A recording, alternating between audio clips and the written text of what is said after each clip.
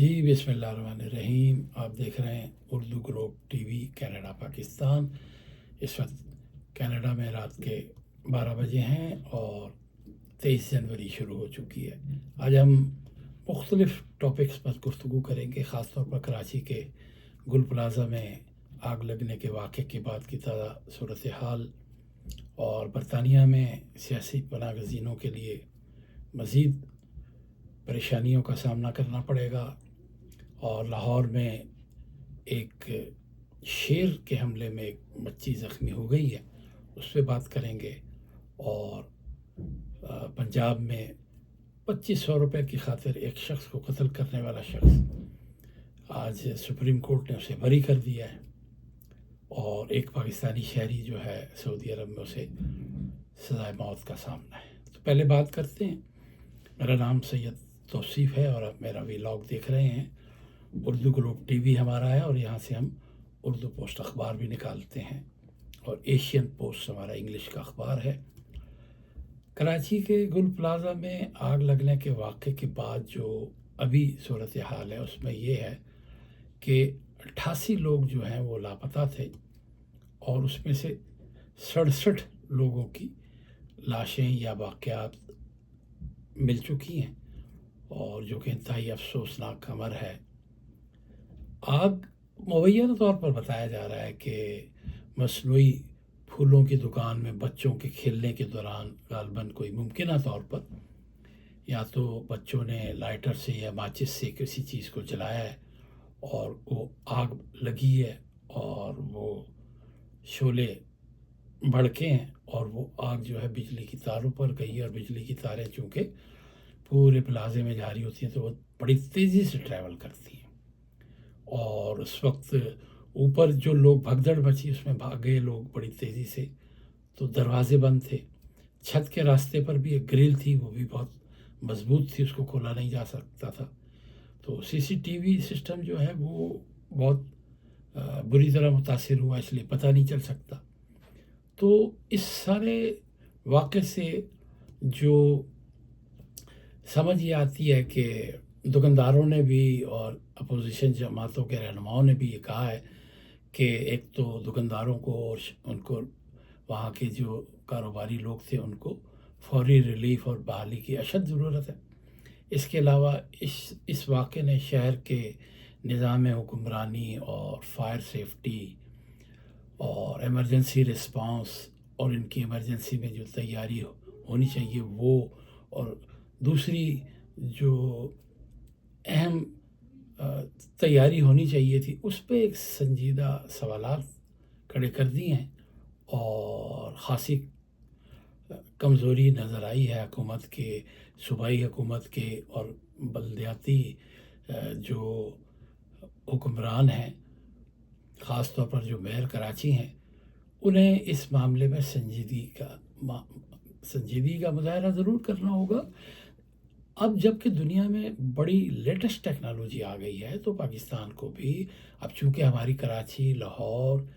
रावलपिंडी और मुल्तान और जो पुराने शहर हैं, जो अंदरून शहर हैं, उसके अंदर बिल्डिंग्स रिहायशी भी और कारोबारी भी बहुत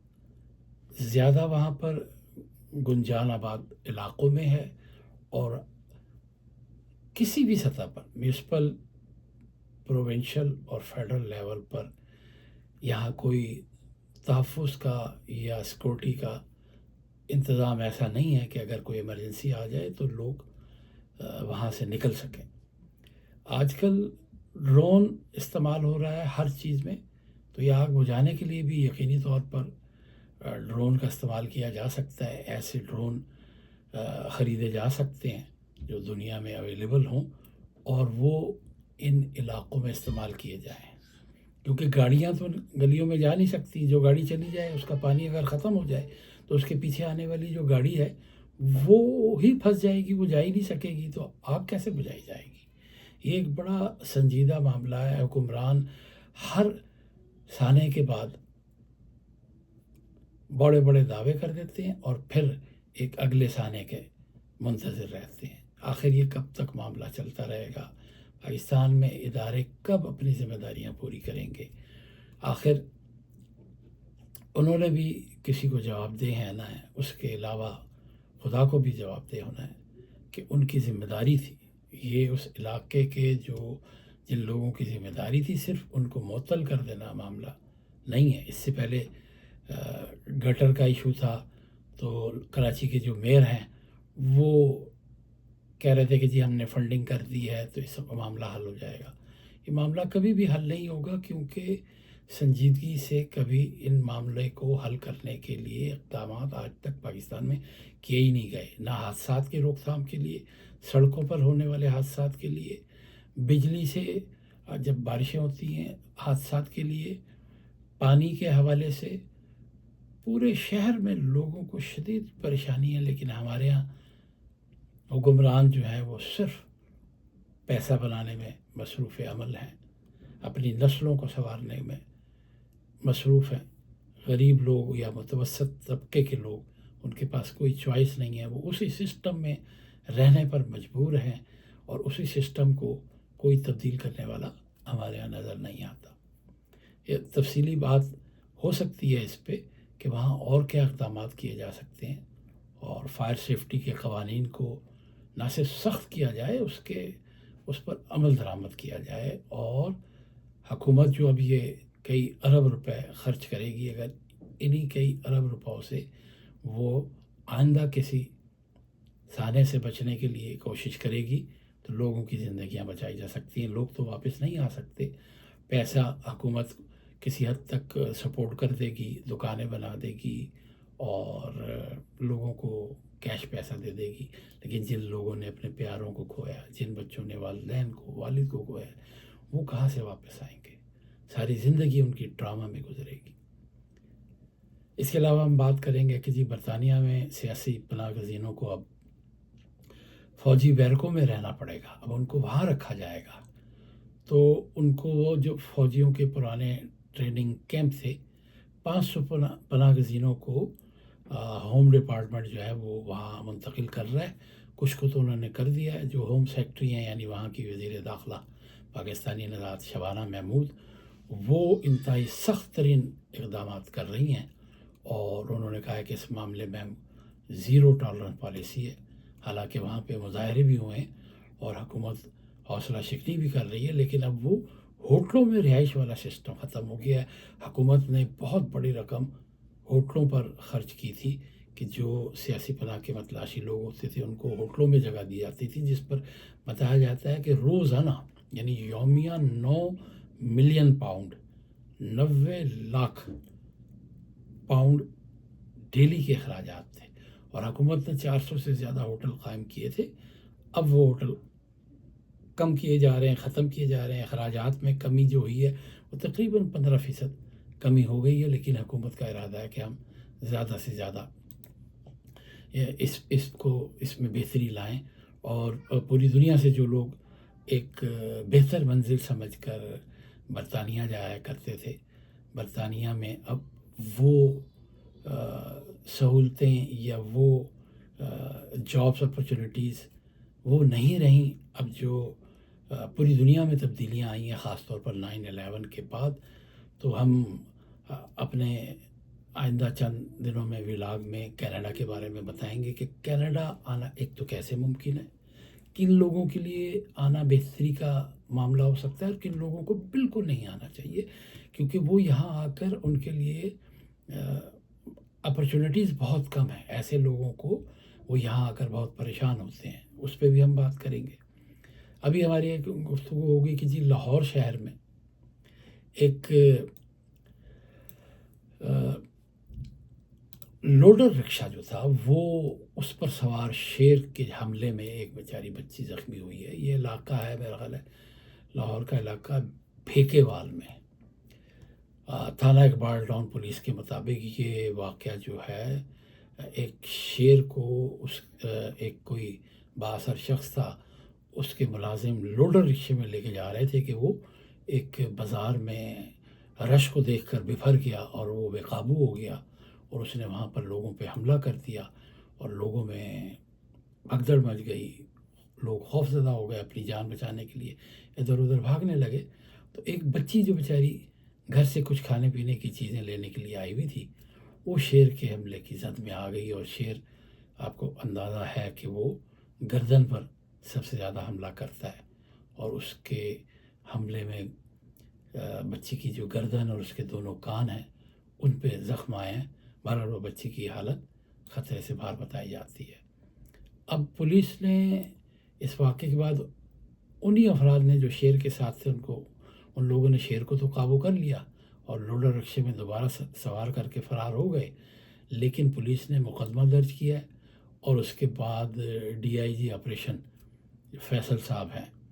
انہوں نے کہا ہے کہ جی ہم نے واقعے میں ملوث دونوں افراد کو گرفتار کر لیا ہے، بلکہ ان کے قبضے سے اس شیر کو بھی بازیاب کر لیا ہے۔ اب دیکھنا یہ ہے کہ کیا شیر کے خلاف بھی کوئی مقدمہ قائم ہوگا، یا صرف ملازمین کے خلاف ہوگا، یا جو مالکان ہیں جو کہ بتایا جاتا ہے بہت بااثر ہیں ان کے خلاف بھی کوئی کارروائی ہوگی۔ آپ کے علم میں ہے کہ بازیاب کرائے گئے ان شیروں کو چند ماہ قبل شیخو پورہ سے لاہور شفٹ کیا گیا تھا، اور ملزمان کے پاس شیروں کو لاہور میں رکھنے کا لائسنس بھی موجود نہیں تھا، تو یہ تو غیر قانونی ہے۔ اور اس غیر قانونی کاروبار میں کون لوگ ملوث تھے؟ جنہوں نے شہریوں کی زندگی کو خطرے میں ڈالا، اور ان کے خلاف قانون کے مطابق سخت ترین کارروائی عمل میں لائی جانی چاہیے تھی۔ اور اس سے قبل آپ کو پتہ ہوگا کہ یوٹیوبر جو ہیں انہوں نے بہت پیسہ کمایا، اور حیرت ہوتی ہے کہ ایسے یوٹیوبر جو ہیں لوگ ان کو دیکھتے ہیں جس کا کچھ بھی حاصل نہیں ہوتا، لیکن چونکہ وہ پیسے کما رہے ہیں۔ رجب بٹ آپ کو پتہ ہوگا، ان کے گھر سے بھی لاہور پولیس نے اور وائلڈ لائف کے عملے نے ایک شیر کا بچہ بازیاب کیا تھا، جس پہ انہوں نے کہا تھا کہ جی یہ مجھے شیر کا بچہ کسی دوست نے ان کی شادی پر تحفے کے طور پر دیا تھا۔ اب مقامی عدالت نے اس مقدمے میں یوٹیوب رجب بٹ کو ہر ماہ شکار کے خلاف ایک ویڈیو بنا کر سوشل میڈیا پر اپلوڈ کرنے کے ساتھ 50,000 جرمانے کی سزا سنائی تھی، جو میں سمجھتا ہوں کہ بہت ہی کم ہے، کیونکہ 50,000 روپے وہ شخص جو کروڑوں روپے جس کی آمدن بتائی جاتی ہے، ایک تو 50,000 کم ہے، دوسرے نمبر پر صرف شکار کے خلاف ویڈیو بنا دینا کافی نہیں ہے، ان سے کچھ اور سوشل ایکٹیویٹیز کرائی جانی چاہیے تھی۔ وہ تو گھر بیٹھ کر 5 منٹ میں اپنی ایک ویڈیو بنا لیں گے اور ویڈیو اپلوڈ کر دیں گے، اور نہ تو عدالت اور نہ متعلقہ ادارے عدالت کو رپورٹ جمع کرائیں گے کہ اس شخص نے ہر مہینے واقعتاً جمع کرائی ہے یہ رپورٹ، کیا واقعی اس نے ویڈیو بنائی ہے، اور کیا پاکستان میں ایسی کوئی پرانی روایات رہی ہیں کہ جس میں لوگوں کو سوشل ویلفیئر کام کرنے کی بھی سزا دی جاتی ہے کہ آپ نے آج سے یہ کام کرنا ہے، لیکن یہ بہت ہلکی سزا قرار دی جاتی ہے۔ تو رجب بٹ کو تو بہت کم سزا دی گئی، لیکن یہ جن لوگوں کے شیر برآمد ہوا ہے، جن لوگوں کے گھر سے یا ان کی چھت سے، تو حکومت کو چاہیے کہ وائلڈ لائف کے محکمے کو فعال کرے، اور جن لوگوں نے شہر کے بیچ میں خاص طور پر ایسے خونخوار جانور پالے ہوئے ہیں، ایک تو ان کے لائسنس چیک کرنے چاہیے، اور اول تو شہر کے اندر تو لائسنس دینے کا کوئی لاجک ہی نہیں بنتا۔ یہ تو اگر دور مضافات میں کسی گاؤں میں کہیں وہ بھی بہت حفاظتی اقدامات ہوں تب ہے، ورنہ یہ خطرے سے خالی نہیں ہے۔ تو ہماری حکومت سے بھی درخواست ہوگی کہ اس معاملے پر سنجیدہ اقدامات کیے جائیں، اور اس کے علاوہ بھی ہم بہت سارے ٹاپک ہیں، بات کریں گے۔ آخری بس بات کرتے ہیں کہ آپ یہ دیکھیں کہ 2500 روپے کی خاطر ایک شخص نے، جس نے کسی کا ادھار دینا تھا، یعنی دینے والے نے بجائے کسی کا احسان تسلیم کرنے کے اس شخص کو جان سے مار دیا۔ کتنے افسوس کی بات ہے کہ ہمارا یہ نظام اور ہمارے یہاں کے حالات اور ہمارے لوگ جو ہیں وہ اس چیز کو سمجھتے نہیں کہ ایک شخص نے مجھے ادھار رقم دی، میری مشکل میں میرا ساتھ دیا، اس کا احسان تسلیم کرنے کے بجائے اس کو گولی سے مار دیا، اور وہ شخص جان سے گیا، اس کی فیملی پہ کیا گزری، اس کی فیملی نے کس طرح سروائیو کیا، اور اس کے جو عزیز یا جو بھی لوگ تھے مدعی تھے انہوں نے جو کیس درج کرایا اس میں کتنے سال لگے اور کیا کیا انہوں نے مشکلات کاٹی، اور اس شخص کو آج سپریم کورٹ نے بری کر دیا ہے 15 سال، یعنی ایک ٹرائل کورٹ نے اور ہائی کورٹ نے تو اس کی سزا برقرار رکھی، لیکن سپریم کورٹ نے اپنے فیصلے میں لکھا ہے کہ جی مدعی جو تھا مقدمے کا، اس نے جو فائر کیا گیا تھا اس میں کسی شریک ملزم کا کوئی کردار نہیں ہے، اور مقدمے کے تفتیشی افسر نے اپنی تفتیش میں کہا کہ جی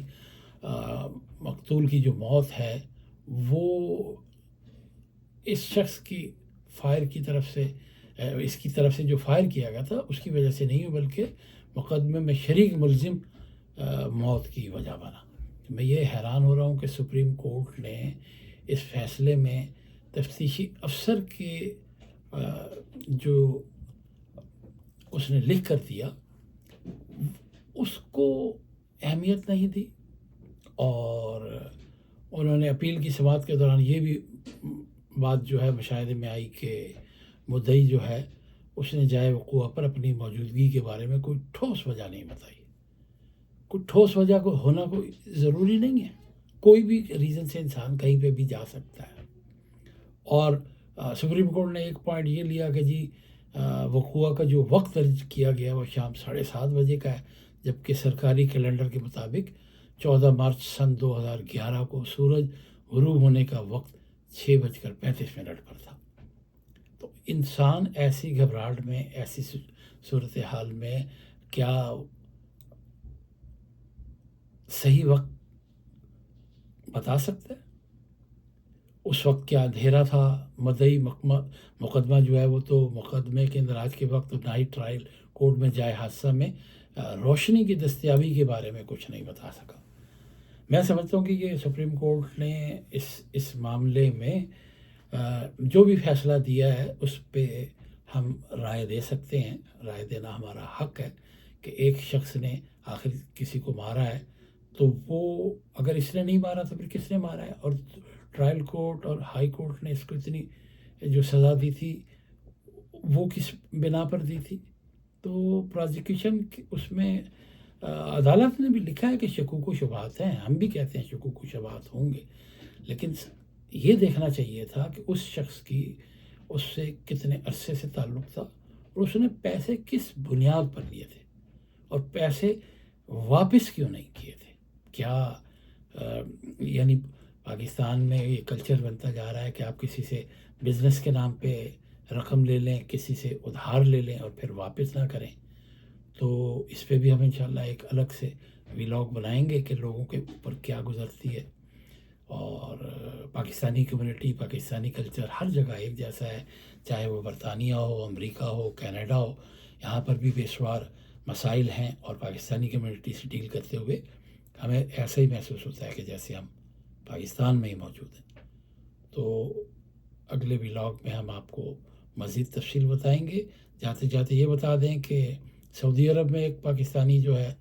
اس کے پاس پاکستانی پاسپورٹ تھا، نام اس کا نقاب خان، جس سے اس شعبے کو تقویت ملتی ہے کہ وہ افغانی ہوگا، کیونکہ وہ سعودیہ میں منشیات لے کر آیا تھا، اور منشیات کی سزا آپ کو پتہ ہے کہ سعودی عرب میں سزائے موت ہے، اور اس شخص نے تسلیم کیا کہ ہاں میں لے کر آیا تھا۔ اور ان لوگوں کو ایئرپورٹ پر جب لوگ سوار ہوتے ہیں تو حکام کو بتانا چاہیے، اول تو سختی اتنی ہونی چاہیے کہ وہ لے کے جا ہی نہ سکیں، وہ لے کر کیسے آتا ہے، کلیئر کیسے ہو جاتا ہے کسٹم سے۔ کسٹم کلیئرنس دینے والے لوگوں کا بھی احتساب ہونا چاہیے کہ وہ شخص کس طرح جل دے کر وہ سعودی عرب پہنچ گیا، اور سعودی عرب والے کیسے پکڑ لیتے ہیں جب آپ نہیں پکڑتے، اور وہاں جب وہ پکڑ لیتے ہیں کسی شخص کو منشیات کے شعبے میں، تو وہ تو وہاں پر عدالت چند دن میں فیصلہ دے دیتی ہے، اور اب اس شخص کی گردن جو ہے سر تن سے جدا کر دیا جائے گا۔ انتہائی افسوس کی بات ہے پاکستانی لوگوں کے لیے، پاکستان کے لیے۔ اس طرح کے واقعات کی روک تھام کے لیے حکومت کو سنجیدہ اور سخت ترین اقدامات کرنے چاہیے۔ اپنا خیال رکھیں، آپ سے پھر گفتگو ہوگی، تو سید کو اجازت دیں۔ اللہ حافظ۔